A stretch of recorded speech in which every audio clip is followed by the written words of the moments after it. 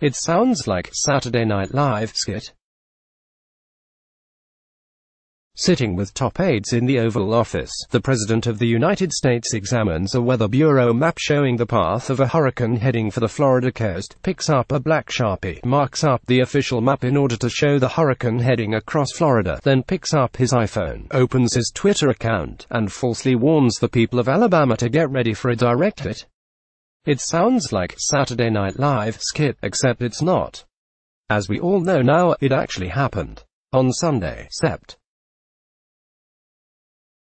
1. Donald John Trump awards Medal of Valor, civilian honors to responders in Dayton and El Paso shootings. Texas Democrats unveil path to victory plan for 2020. The Hill's 1230 report. Congress returns with gun violence funding a top agenda. Moore issued a presidential false alarm that stunned scientists in the Birmingham office of the National Weather Service, NWS, that they felt compelled to send out their own tweet, correcting Trump. Alabama will not see any impacts from.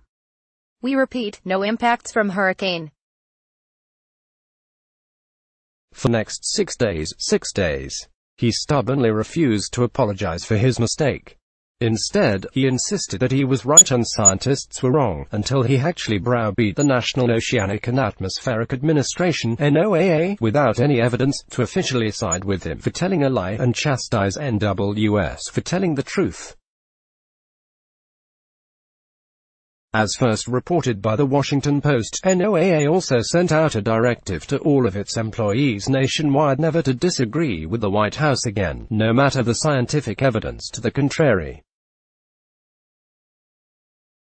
Advertisement: if all the outrages of the Trump administration, Sharpiegate is one of the most troubling, on several levels. First and foremost, when dealing with a severe, life-threatening weather system, state and local relief agencies, plus the impacted population, must be able to rely on the expertise of trained meteorologists, and not the fantasy of any half-brained politician. Trump may play loose with the facts when it comes to the border, tariffs, or the economy, but he should stay away from hurricanes. This is not fun and games. There are real lives of real people at stake. Second, no matter who's in the White House, our great federal agencies exist to serve the American people, and not to satisfy the whims of any president.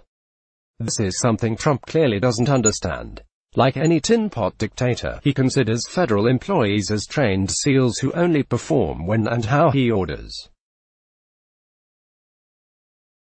As shameful as the most recent reversal of NOAA is, this is hardly the first time Trump has pressured supposedly independent federal agencies to ignore the facts in order to support his big lies. Remember, it started on Inauguration Day, when he forced the National Park Service to confirm his boast of the largest inaugural crowd in history.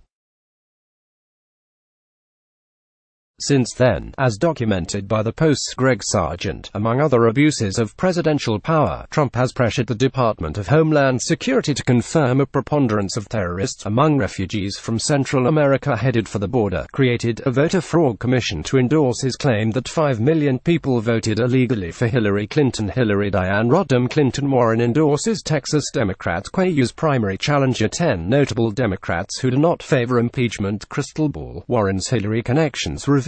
Saga Engetti, End the Wars. More, forced the Treasury Department to declare that tariffs only hurt China, and, most recently, ordered the Justice Department to sue auto manufacturers for producing clean, energy-efficient new cars. For veteran White House watchers, this is nothing new. It reminds them of Richard Nixon, another tin pot dictator type, who famously sicked the FBI and the IRS on his political enemies. Except Trump's even worse. At least Nixon never corrupted the National Weather Service. Press is host of the Bill Press Pod. He is author of From the Left, A Life in the Crossfire. Let's block ads. Why?